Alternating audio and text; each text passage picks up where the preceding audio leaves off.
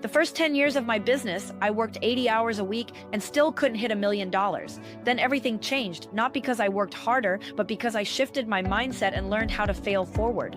Most entrepreneurs get stuck not from lack of skill, but from fear, self-judgment, and teams that don't think like owners. In the next few minutes, I'll show you how a mindset shift can unlock exponential growth for you, your business, and your team. I've been there. In just 5 years, my business grew to nearly $10 million this year, all by building a flexible, confident team and embracing the right mindset.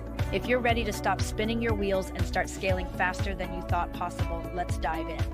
The biggest difference between 6-figure, 7-figure, 8-figure business owners, it's all in the mindset, right? Because if they believe, they're right. If they don't believe, they are right too.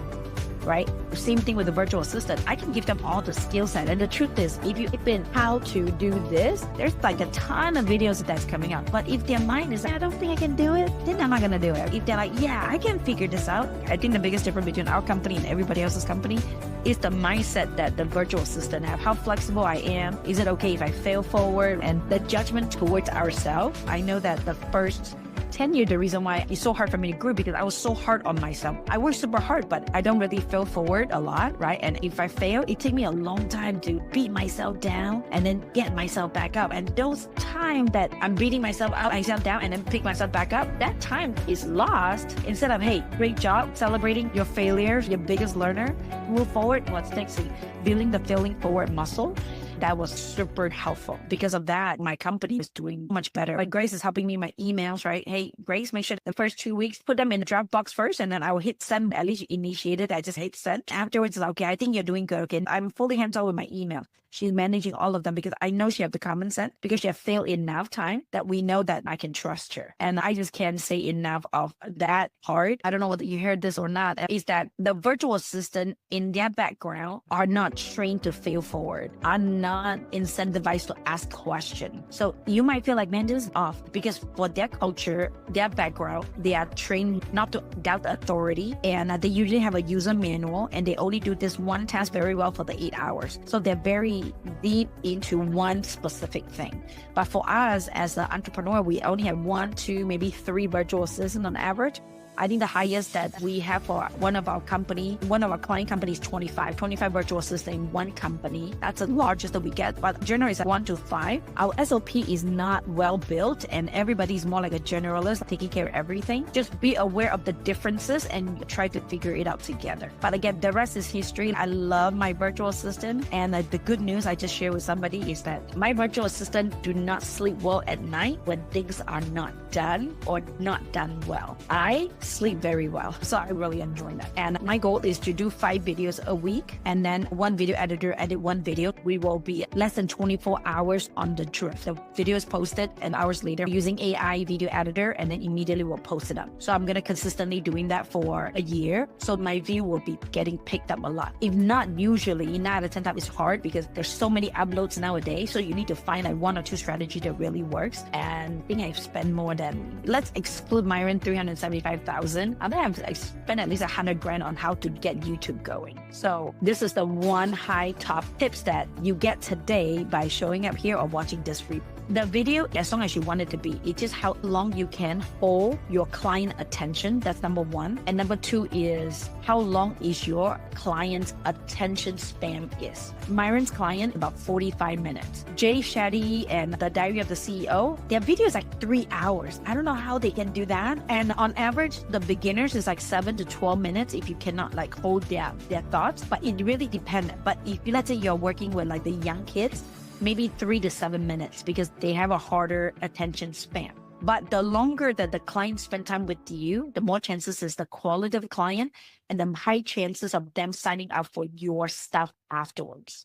Okay, to sign up for your stuff. I also said you should be every 10 videos, then you do 1 CTA. Myron literally have a client that watched his YouTube and signed up for his $375,000 program. Never seen Myron, only on YouTube, but the client decided to pay him $375,000. I was like, I don't know.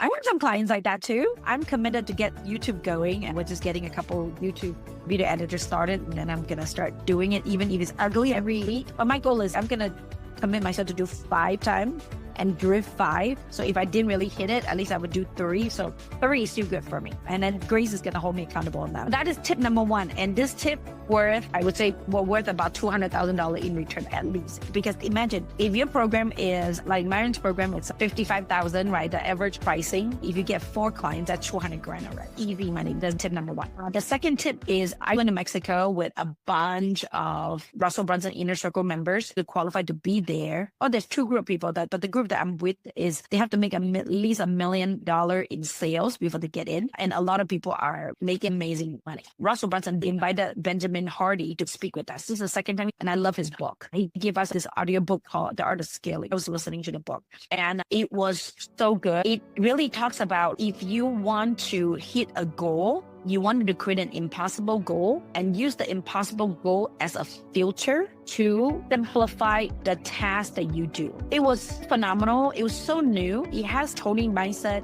It has the flow. It has Joe Dispenza stuff. So if you like Tony, you will love Benjamin Hardy's book. It's very direct, very easy to digest compared to other books that I read. But in the book, it really talks about trying to create an impossible goal. So our goal is to hit 100 million in 10 years. And you say, no, that's too long. People like to use the word 10. And then, but what happened is you'll fill in a lot of extra stuff in there because it's a long time. So make it impossible, shorten it. So I was like, let's shorten it to 3 years, right? Because that's impossible. If you don't know how to hit that goal, you're on the right path. And so what that really means is that you will be able to filter out, okay, we don't really need to do this. We don't really need to do this. We need to scale it into this. We need to scale into that. So it really allowed you to have better dialogue with yourself to hit that 10x goal. And he also have another book called 10x is easy to 2x, really good book. And you're talking about raising the floor instead of raising the ceiling. A lot of times we're like, oh, we're going to raise the ceiling. But what he said is he raised the floor too. Floor means like the barely minimum. I told you I've been trying to do YouTube for a long time.